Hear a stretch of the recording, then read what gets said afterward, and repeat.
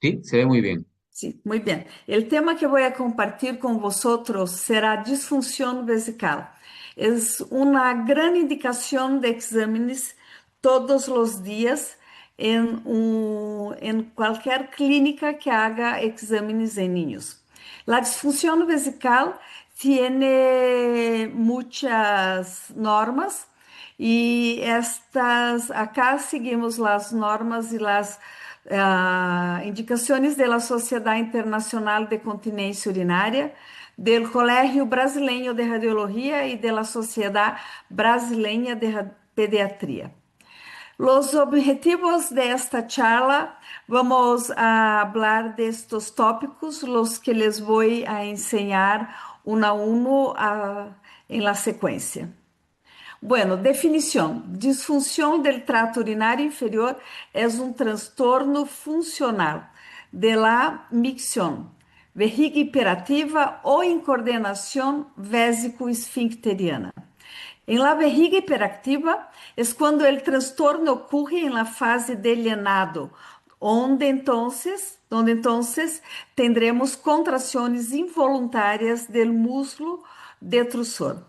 Y la incoordenación vésico-esfincteriana, cuando ocurre en la fase de micción, donde entonces tendremos una alteración de la actividad del esfínter uretral externo y de los músculos del suelo pélvico. La incidencia es muy alta, afecta alrededor de 7 a 10% de los niños de 5 a 13 años. Hay un predominio en el sexo femenino en edad preescolar y escolar. Puede tener, muchas veces hay una historia familiar y es una causa muy importante de infección urinaria. E acá les quero ressaltar por que devemos estar listos a hacer exámenes de ultrassonido en estos niños, porque disfunción vesical tiene un gran impacto social y en el niño. Entonces hicieron una encuesta y preguntaron a los niños do que tendrían más miedo en la vida. Y el miedo de orinar en la cama es el tercer mayor miedo de los niños, después de la muerte de los padres y del miedo de quedarse ciego. Fíjense, el tercer mayor miedo de todos los niños. Además, niños que tienen pérdida de orina pueden sufrir bullying en la escuela y con los amigos, pueden tener cambios psicológicos, puede afectar la autoestima y el desarrollo en la escuela, además de los trastornos familiares, porque los padres muchas veces despiertan muchas veces por la noche para llevar el niño a orinar. Aspectos clínicos y sociales. Este niño puede tener enuresis, la pérdida de orina por la noche, puede tener pérdida de orina por el día, puede tener poliaquia, retención vesical. Entonces, fíjense en que muchas veces la madre va a decirte que el niño no orina cuando despierta, solamente cerca del mediodía, que cuando está jugando no va al baño y cuando va ya está casi perdiendo a la orina. En la escuela, en general, muchas maestras se quejan del niño porque él quiere ir muchas veces al baño y muchas veces cuando la maestra no le deja ir, hace pis en la clase. Esto es certeza de bullying de los amigos. Además, que es un niño que no puede dormir a la casa de los otros niños. Bueno, es muy importante la correlación de disfunción vesical con el intestino. Lo que es importante, muchos niños tienen constipación intestinal y acá debe-se decir que evacuar todos los días no excluye constipación. Hay la escala de Bristol, que acá la valoran mucho, para que sepan si el niño está bien del aspecto intestinal o no. No es posible tratar solamente disfunción vesical si no haces el tratamiento de la constipación intestinal. Hay muchos exámenes de diagnóstico por imagen y por supuesto, ultrasonido es lo más importante. Se puede hacer ultrasonido con contraste para si quieres saber si hay reflujo o no. No lo hacemos acá en Brasil.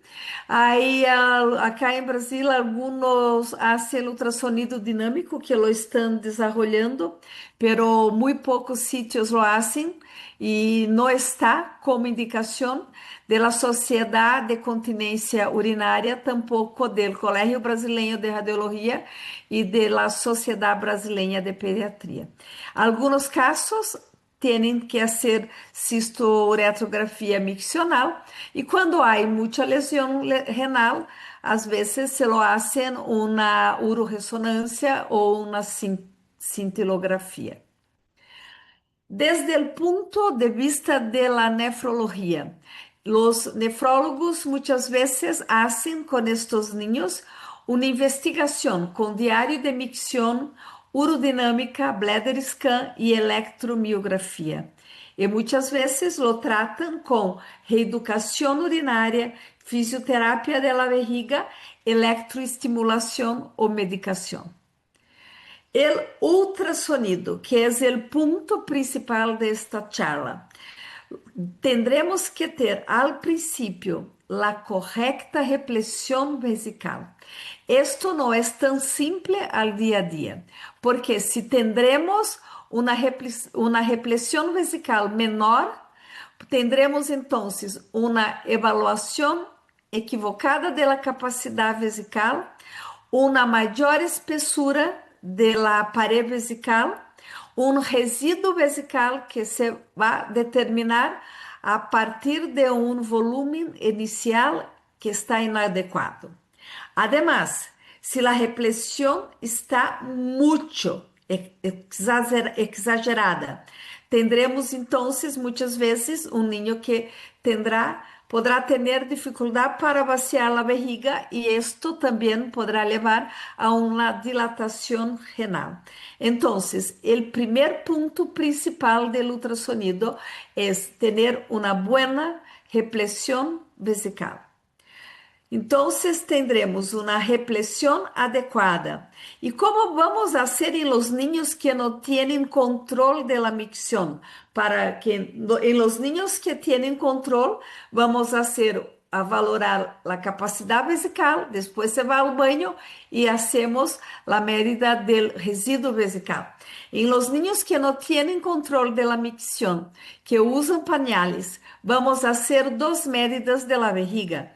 Una al principio del examen y si durante el examen el niño hace pis, bueno, tendremos la otra evaluación correcta. Si no hace, vamos entonces a dejar este niño aguardando por 20 minutos y entonces hacemos la segunda evaluación de la capacidad vesical. Niños que hacen cateterismo de la vejiga. Vamos a hacer una medida antes y otra después del cateterismo. Y acá la gran pregunta, ¿cuál la cantidad de líquido que deberemos solicitar el niño para ingerir? Lo que hacemos nosotros, solamente pedimos a la madre que venga con el niño con vejiga llena. En la hora del examen, si el niño no dice que está con voluntad de ir al baño, pedimos a la madre entonces que aguarde un poco más hasta que el niño solicite que quiere ir al baño. Esto es muy importante. Antes pedíamos solamente un vaso de agua. Bueno, la mayoría con la vejiga vacía. Entonces cambiamos y pedimos 2 vasos de agua. Entonces las madres quedaban muy mal porque decían que el niño tendría mucha voluntad de ir al baño. Ahora entonces pedimos para que la madre lo traiga con la vejiga llena y si no está con vejiga llena, esperamos con el niño en la clínica. ¿Cuáles son los efectos de la disfunción para el niño? El niño puede tener infección urinaria de repetición, puede tener lesiones y cicatrices renales, puede, en los casos más graves, incluso tener insuficiencia renal e hipertensión arterial. Por eso hay que tratarlos muy bien. El diagnóstico diferencial.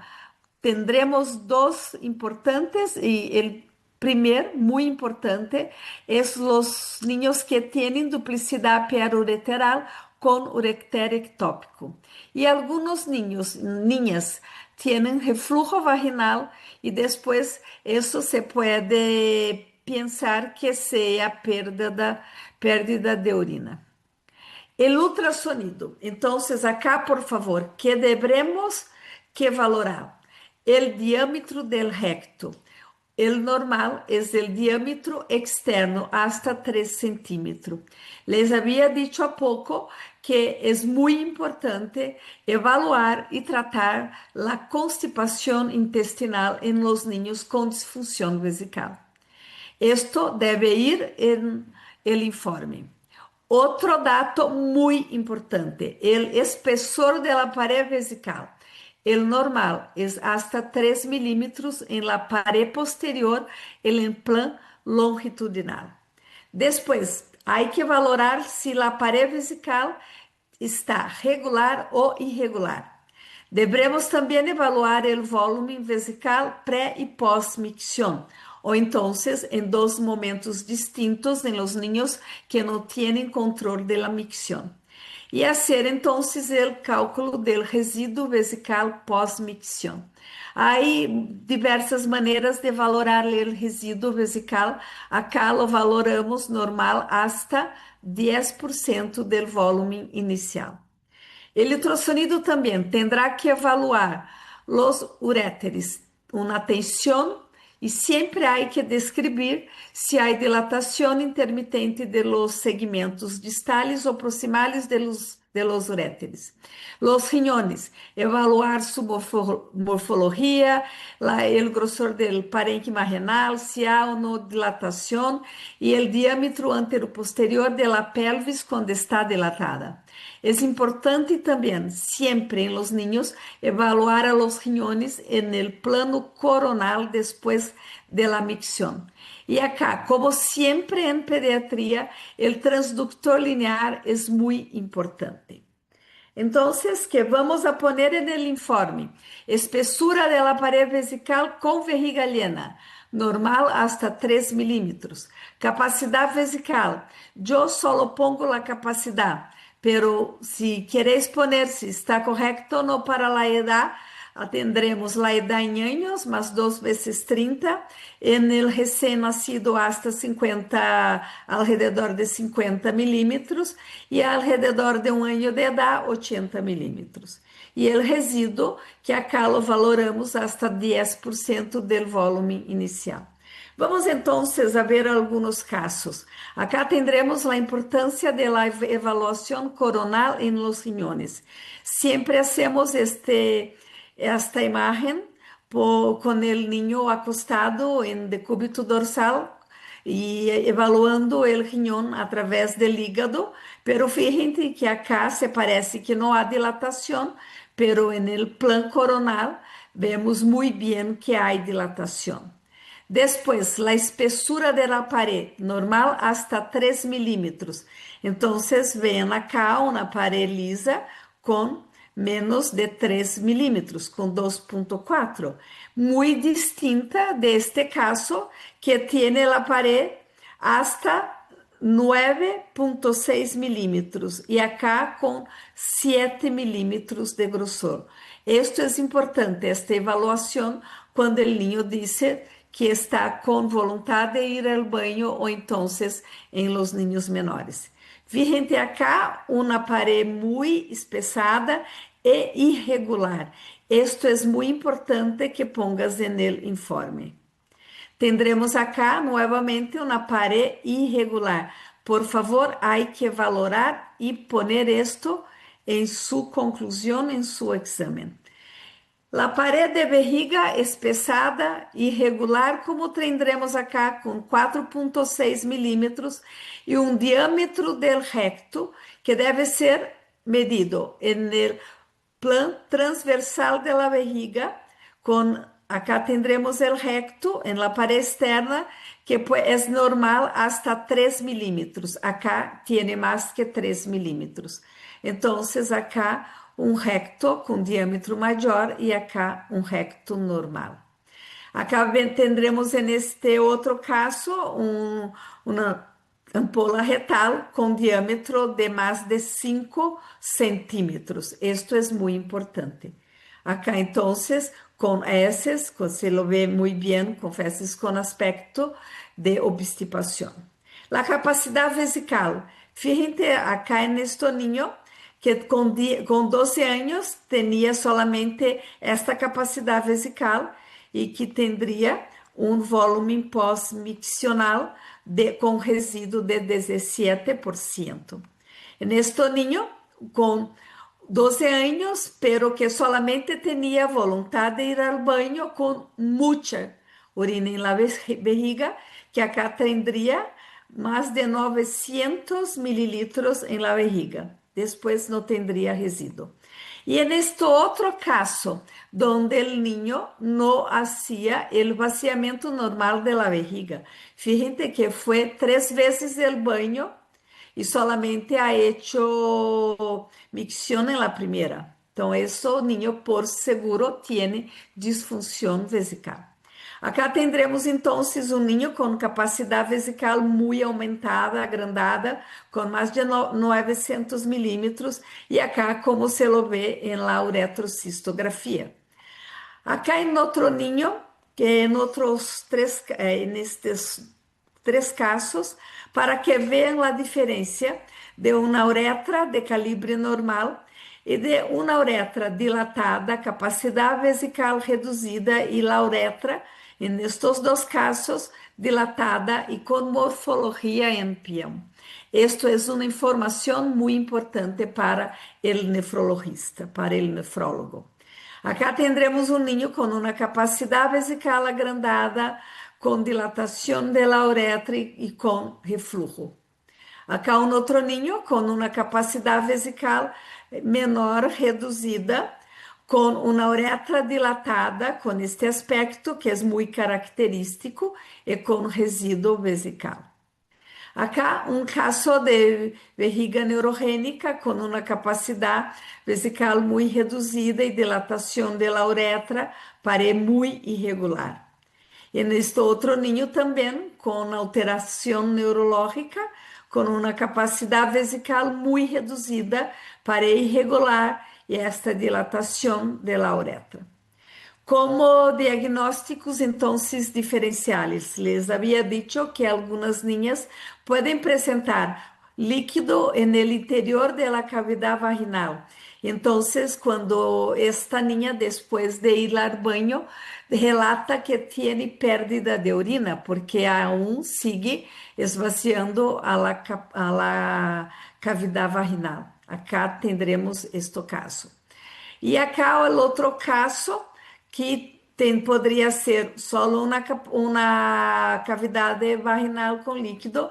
Bueno, o diagnóstico diferencial pode ser com ureter ectópico, pero em geral não lo é. É solamente uma cavidade vaginal com líquido durante a repressão vesical, como la tendremos acá. Fíjate que solamente en esta cavidad vaginal la niña tendría más que 100 mililitros. El otro diagnóstico diferencial que es muy importante, la duplicidad pielo-ureteral. Entonces acá tendremos dos casos distintos con parénquima renal, el seno renal, acá con más característico, con reducción del grosor del parénquima renal, con dilatación de las 2 unidades, acá muy característico una duplicidad pielo-ureteral, com dilatação da unidade superior e acá da unidade inferior. Acá outros 2 casos de duplicidade e acá o que nos importa. A gente pode ter ou não uma ureterocele, pero lá podemos ver acá e também acá a duplicidade, pero o que importa para diagnóstico diferencial da disfunção vesical es saber si esta duplicidad tiene un ureter ectópico. Como bien lo vemos acá, que el ureter dilatado no tiene entrada en la vejiga, él ultrapasa la topografía del ósteo ureteral. Como lo vemos acá en este otro niño con duplicidad y que no vemos el final del ureter en la vejiga. Acá entonces, como se nos puede presentar con el ureter ectópico en una uretrocistografía. Como conclusiones, entonces, el ultrasonido es fundamental en la evaluación de la disfunción vesical. Busquen el mayor número posible de informaciones en este examen. Atención con la técnica. El diagnóstico no es difícil. Lo más difícil es que tengas las mejores imágenes que le permitan hacer el diagnóstico. Y acá, muy importante, tener paciencia con la represión adecuada de la vejiga. Y haga entonces un ultrasonido con muchos detalles para que este sea realmente indispensable. Esté siempre en contacto con el pediatra y con el nefrólogo. Les quiero decir que ultrasonido para pesquisa de disfunción vesical es uno de los exámenes que más hago todos los días, pero muchos exámenes. Y si usted quer, mesmo que hagas exámenes de adultos y de pacientes pediátricos, por favor, tengan una atención especial con estos niños, porque pueden tener mucha alteración renal en el futuro y además que pueden sufrir bullying y tener muchos cambios psicológicos. Muchas gracias.